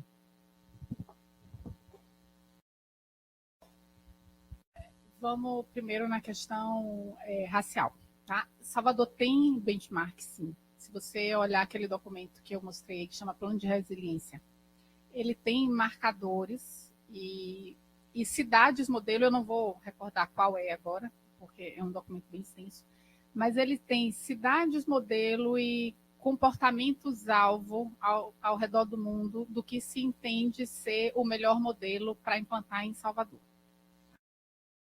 Lembro que o Balanço Soteropolitano, ele é uma peça, ele é um retrato, ele não é prospectivo. Então, ele não vai trazer para você quais são as perspectivas de mudança de cultura e de implantação de políticas públicas. Ele vai trazer para o usuário, e é importante não fazer essas marcações, porque o julgamento precisa ser de quem lê, não de quem faz. Porque se eu construo um balanço soteropolitano pensando em determinados marcadores e pensando em políticas, eu vou ter viés. Eu não posso dizer, por exemplo, que no orçamento de quase 13 bilhões ao ano, se aplicar, e aqui eu estou dando um número hipotético, eu não sei esse número de cabeça, tá? Mas se aplicar 15% em ações de sustentabilidade racial e 20% em ações de sustentabilidade ambiental, de modo geral, se é bom ou é ruim. Porque não é a intenção da peça. Aí eu devolvo para vocês dizendo assim, gastou tanto em ações desse espectro, gastou outros X em ações desse espectro, e o usuário vai decidir se você entende que isso é compatível com as mudanças que você espera na cidade ou não. Isso é uma primeira questão de visão da peça, tá? Porque eu estou falando de um retrato e precisa ser um retrato sem viés, para que o julgamento venha de lá. A outra questão que você coloca, também tem benchmark ambiental, tá? Lá no plano de resiliência também tem benchmark ambiental de onde quer chegar. E a questão de que se a gente já é mais procurado em termos de construção de política pública, sim. Eu não sei lhe dizer, eu não tenho um indicador efetivo, porque eu não conseguia medir antes. A gente não media antes, porque não tinha essa procura. Mas a gente só recebia, por exemplo, pedidos de LAI, da Lei de Acesso à Informação, basicamente para pesquisa acadêmica, ou para ação judicial. Ou era uma coisa ou era outra. Ou era, normalmente, uma firma de advocacia querendo informações específicas que vão subsidiar no processo, e aí eles recebiam informações que são públicas, mas já num determinado modelo que para ele era mais eficiente, ou para pesquisa acadêmica. A gente recebe assim, mais ou menos, me mande um Excel com essa coluna de dados que normalmente estão no portal da transparência, mas que seriam de mais difícil condensar do que receber isso já condensado do poder público. Hoje a gente recebe pedidos de lei de acesso à informação de dados que constam no balanço soteropolitano. Então, isso é bacana em termos de construção, em termos de retorno. Tá? A mudança de perfil acontece, mas isso é muito pequeno ainda, porque a gente não pode esperar que um programa que espere mudar consciência e que ele seja numa linha mais educativa e que esteja preocupado em criar cidadania, funcione em 4 anos. A gente está falando de uma ação planejada. Talvez se daqui a 15 anos eu volte aqui para falar com os alunos, a gente tenha dados e diga, nossa, isso realmente funcionou. As pessoas se interessaram mais pela construção das políticas públicas em Salvador e elas elogiam ou criticam o que foi construído de acordo com a sua percepção. Mas isso exige uma percepção clara do problema e uma construção que demanda mais tempo. Então, eu acho muito prematuro para lhe responder que o projeto teve sucesso. A gente percebe isso. Eu tenho um índice maior de perguntas que se relacionam a esse assunto, mas eu não tenho como atestar para você que isso está necessariamente ligado ao balanço soteropolitano ou se realmente é pela construção de cidadania e pela cobrança do setor público, de modo geral, que é aumentado. Isso não é uma visão só do balanço soteropolitano. A gente tem uma preocupação com os assuntos hoje, especialmente no âmbito de sustentabilidade, que são mais perceptíveis e que são maiores do que a gente via alguns anos atrás. Então, assim, muito sinceramente, eu espero que seja, mas eu não posso lhe precisar que porque eu entendo que isso a gente precisa de um pouco mais de tempo. Luciana, eu acho que você fez realmente uma mágica, né? Trazendo, em última instância, uma ludicidade muito grande para dados tão sérios, tão importantes, né? Que são os dados contábeis. Eu acho que isso não é fácil, não deve ter sido fácil, né? Nós, pesquisadores, também enfrentamos esse desafio de escrever nossos trabalhos de forma fluida, clara, que o leitor comece a ler e se empolgue com o trabalho. Então, possivelmente, os desafios não foram simples. Eu fiz um trabalho recentemente sobre indicadores e Salvador estava no escopo do trabalho. Eu fiz um trabalho da região metropolitana de Salvador, medindo um índice que eu meio que construí esse índice, que é o índice de indicador de gasto do orçamento, em cima do paradigma Triple Bottom Line utilizado na gestão privada. E Triple Bottom Line nada mais é do que a dimensão econômica, social e ambiental. Como Salvador estava no escopo, e eu não queria trazer viés na pesquisa da pandemia, e aí eu fugi totalmente da tempestividade que você tanto falou. Eu fiz um estudo de 2019, porque foi meu estudo do pós-doutorado que eu fiz em 2023 e 2024. Então, o que eu tinha de disponível sem viés foi 2019. E Salvador, eu percebi que a destinação para a dimensão ambiental ela é muitíssimo pequena, né? E dentro da dimensão ambiental, nós colocamos saneamento, que nós sabemos que é importantíssimo para o bem-estar do cidadão, né? Saneamento é básico, inclusive, para educação e saúde. Se você não tem saneamento, você fica menos saudável, enfim. E eu queria que você me dissesse um pouco o que é que Salvador tem mais a propor, porque eu estou fazendo esse estudo de 2023 e vou ver o que é que aconteceu em 2023. O que é que Salvador assim, tem de projeto a mais na área ambiental, que eu senti muitíssima falta quando eu estudei as funções de governo voltadas para o meio ambiente. Professora Valéria, eu vou lhe pedir desculpa, mas eu entendo que eu não tenho a legitimidade necessária para responder essa questão. Porque, veja bem, você está fazendo uma pergunta prospectiva. Eu não estou. É óbvio que eu conheço os projetos da cidade, mas o assunto que a gente está discutindo aqui não é necessariamente se a cidade aplica ou não aplica a quantidade de recursos necessários numa determinada função. O assunto aqui de contexto, se você me perguntar como cidadã, eu concordo com você, eu acho que não aplica. É a primeira questão. Eu acho que a gente precisa pensar, até pelo tamanho da cidade, pela estrutura, nas questões ambientais. Mas pensando no balanço soteropolitano, de novo, eu não estou para fazer juízo de valor. Aí eu vou lhe devolver a pergunta. Ao ler o balanço soteropolitano e olhar, por exemplo, as ações que são da área ambiental, você, como cidadã, entende que elas são suficientes ou você acha que falta? Entende qual é a perspectiva do olhar? Eu poderia lhe responder aqui como diretora financeira, como integrante da administração, traçar quais são os projetos de futuro, mas não é a intenção do balanço. Porque se eu faço isso, eu tenho viés. Se eu faço isso, eu tenho viés. Então, talvez a construção mais difícil, depois de simplificar a informação técnica, é tirar o viés. Porque se eu faço viés, eu ponho juízo de valor e eu tiro de você a ação cidadã de fazer juízo de valor. A ideia não é essa, a peça. Então, você não vai achar esse tipo de informação. Tá? Salvador começa a pensar agora no relatório de sustentabilidade, no relato de sustentabilidade. Tem uma norma nova do Conselho, ele é obrigatório a partir de 2026, inclusive para poder público. As empresas públicas já precisam entregar, e a gente já começa a pensar em expandir isso em nível consolidado. Tá? Talvez fique mais simples, a partir da obrigatoriedade de entrega de relatos de sustentabilidade, fazer essa mensuração. Porque até a classificação disso é difícil.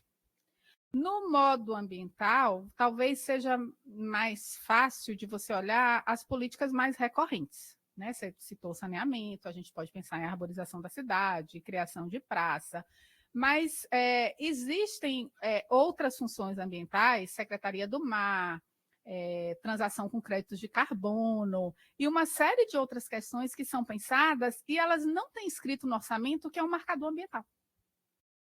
Então, eu acho que falta conexão, e inclusive minha pesquisa de mestrado é nessa linha de trabalho que eu vou fazer agora, falta conexão entre as ações que a gente faz e esse marcador que eu digo que é de sustentabilidade. Política de gênero, por exemplo. O que é uma política de gênero? Será que as pessoas que estão fazendo a execução orçamentária conseguem definir se aquilo é uma política de gênero? Ou a gente precisa de um marcador que venha desde a concepção do planejamento? Assim, lançar, por exemplo, uma creche é uma política de gênero? Tem gente que pode entender que sim, tem gente que não. Para mim, não. Filho é obrigação de todo mundo, não é só da mulher. Por que é uma política de gênero? Mas, na realidade do Brasil, quem fica com os filhos em casa? É a mulher. Então, alguém pode entender que isso é uma política de gênero. Veja que eu não estou falando só... Não é uma relação direta do aplica e não aplica. É do que se entende como política de gênero e qual é... Esse entendimento está posto para a população assim, ó. A cidade, o estado A, o estado B, a União, eles tratam essas ações aqui como política de gênero.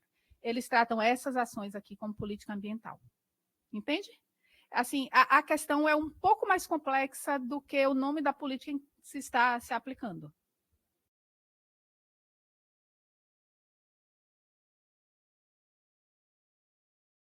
Sim, sim. Tá bom, vamos lá? Boa tarde. Alô. Boa tarde. Tá me escutando? Agora sim. Parabéns pela apresentação, pelo Obrigada. trabalho. Eu vou sair um pouquinho da contabilidade. Falar um pouco sobre o processo que fez você chegar nesse resultado. Você falou sobre comunicação e conexão. E, ao final, vou pegar um ponto principal, que foi o controle social. A minha pergunta nesse processo, né, que assim, também trabalho em executivo municipal.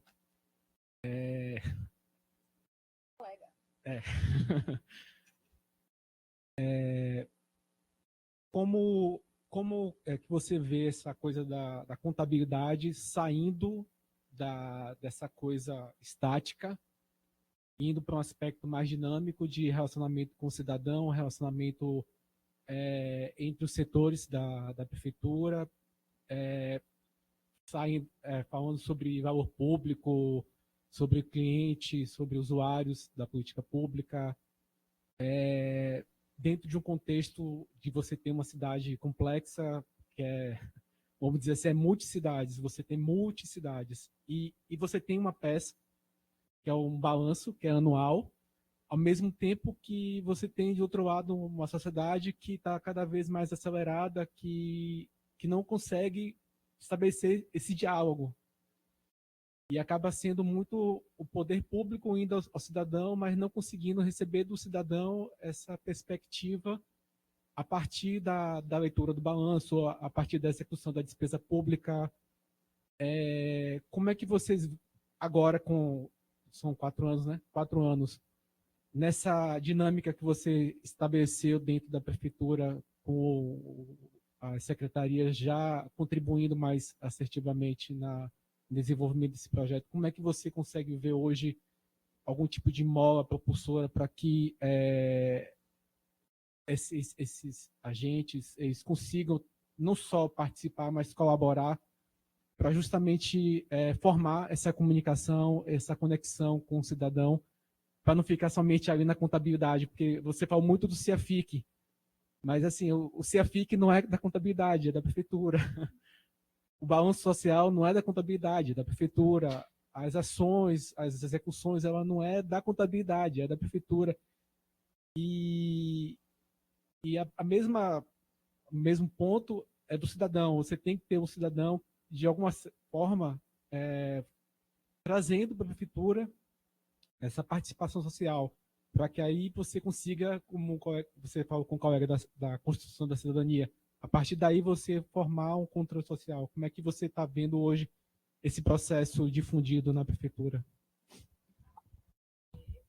Primeiro eu preciso dizer que, de fato, a contabilidade não é... A gente não faz política pública, tá? A gente não tem relação com o cidadão, é uma coisa diferente. Você construir uma informação contábil, financeira e fiscal numa ótica que permita o cidadão compreender melhor qual foi o resultado de política pública, não é um diálogo direto da contabilidade com o cidadão. A gente não tem esse canal, a gente não tem competência para ter esse canal, a gente não tem legitimidade para ter esse canal. É outra coisa, tá? No desenvolvimento interno, essa ação da contabilidade com as entidades, no sentido de garimpar informações para a construção do balanço soteropolitano, é um tamanho assim do que a gente faz em termos de interação com as unidades. Tá? Ao estabelecer, a gente participa de um sistema de contabilidade na PMS, que todos os órgãos participam desse sistema. A contadoria é o órgão central desse sistema, é ela que define normas, define processos, define procedimentos. E as outras unidades são as entidades satélites que também participam desse sistema. Então, existe uma construção de troca de conhecimento e de competências, inclusive, que extrapola o balanço soteropolitano e muito. Então, assim, ele é um projeto, uma ponta de um projeto que é construído em conjunto, mas a interação entre a contabilidade e os órgãos é muito maior. E aí eu lhe digo mais, até pensando em termos de diretoria financeira.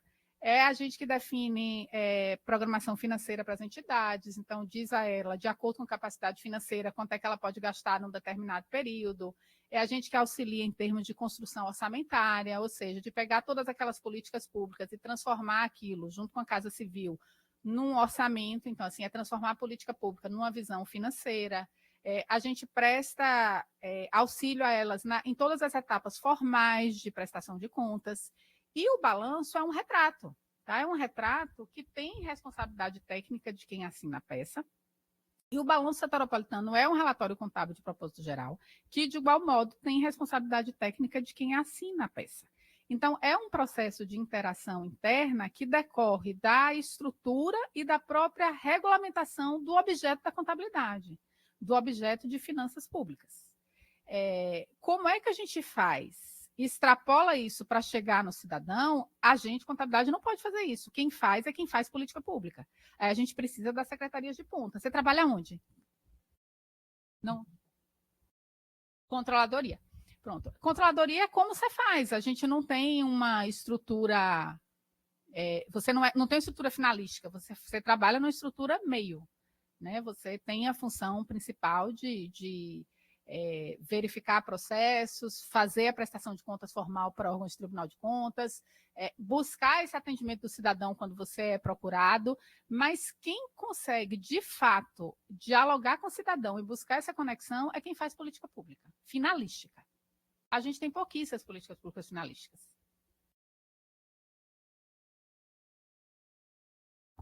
Oi, parabéns, Luciana, aí pela fala, né? Vou elogiar sobretudo a sua fala, aquele exemplo que você trouxe da mulher que estava em condição de vulnerabilidade, porque eu acho que é muito importante a gente enxergar para isso, né? Como as pessoas, antes de cobrar participação, antes de cobrar cidadania, né? A gente enxergar como as pessoas estão em lugares diferentes, em contextos diferentes e em situações de dependência diferente, né? Então, eu, assim, entre todas as falas importantes aqui sua, eu queria destacar essa, né?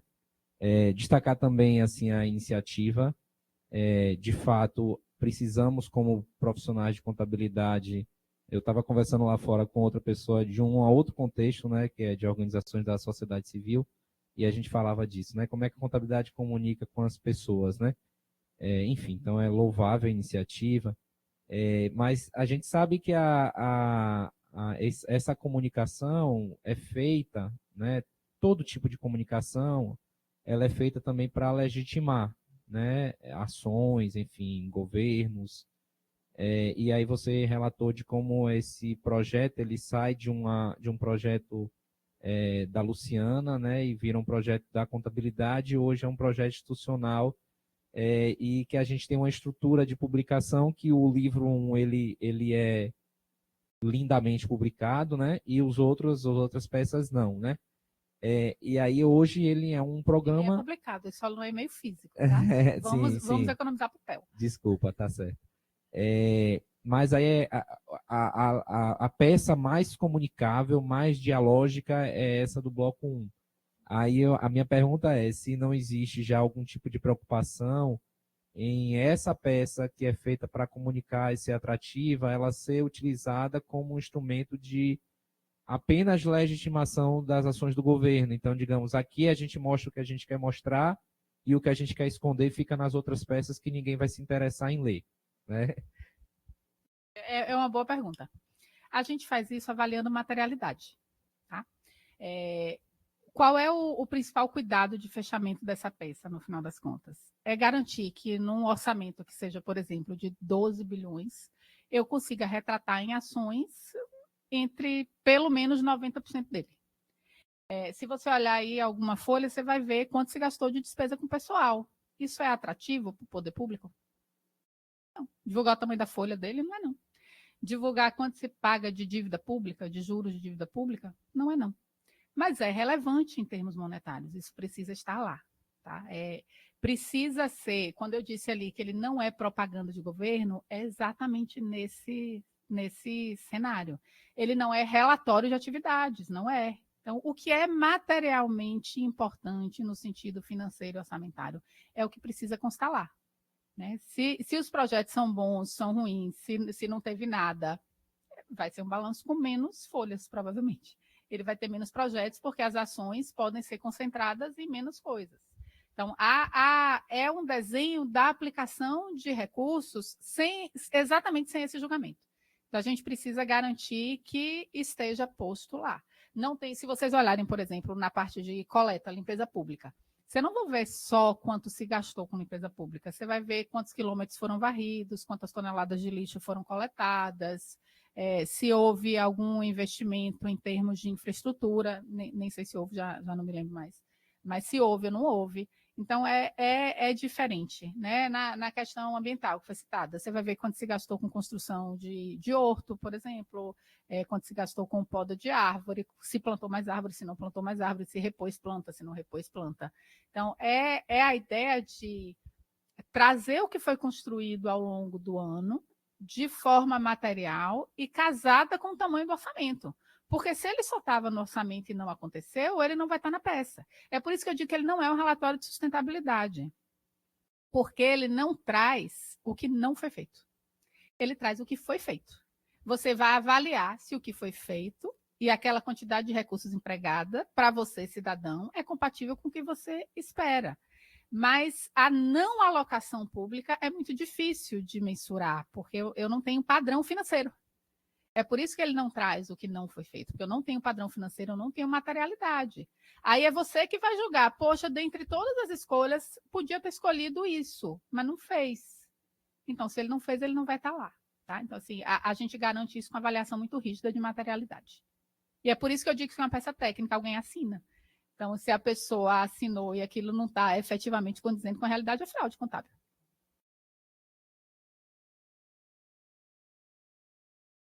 Está muito boa, como ela disse, seria um diálogo. Eu tô quase com inveja, tá, Luciana? Porque você conquistou o poder de dialogar com uma plateia. Gente, a gente já viu várias vezes eventos aqui que a gente não consegue arrancar uma pergunta, né? A gente fala assim, gente, vamos esperar a Luciana terminar para a gente depois dialogar. Então, assim, agradecer imensamente. Eu tenho que agradecer primeiro a professora Sônia, que me oportunizou estar aqui, porque talvez eu não tivesse até assim, conseguido parar para estar, e para mim foi assim, muito importante. Sabe, saber do trabalho que vem sendo realizado por parte dos profissionais. Eu dou aula, uma das disciplinas de minha responsabilidade aqui na faculdade é ética e responsabilidade social. Na verdade, o nome da disciplina é Ética Empresarial e Responsabilidade Social, mas eu começo na primeira aula escrevendo e risco assim, tchá, empresarial não, ética e responsabilidade social, porque a responsabilidade ela começa com cada um de nós, não é? Então, eu vejo nesse trabalho que você nos apresenta, primeiro uma responsabilidade sua, enquanto profissional que acredita em fazer algo diferente, em tentar levar isso adiante, depois a responsabilidade de uma equipe que acredita num projeto e vem junto trabalhando para que ele ocorra, e também a responsabilidade do governo de permitir que esse projeto saia da cabeça de uma profissional e chegue às mãos de todos nós, enquanto cidadãos. Então, assim, torcer muito para que não seja uma mudança de foco de uma política de governo que possa tirar isso de vocês. Não é? A gente não sabe nas próximas eleições municipais, que ainda falta bastante, né? Quem vem lá, mas que um projeto como esse não perca força. Então, torcer muito para que isso aconteça. Agradecer uma vez mais sua disponibilidade, sua didática. Gente, não é? Vocês não ficaram muito impressionadas com isso?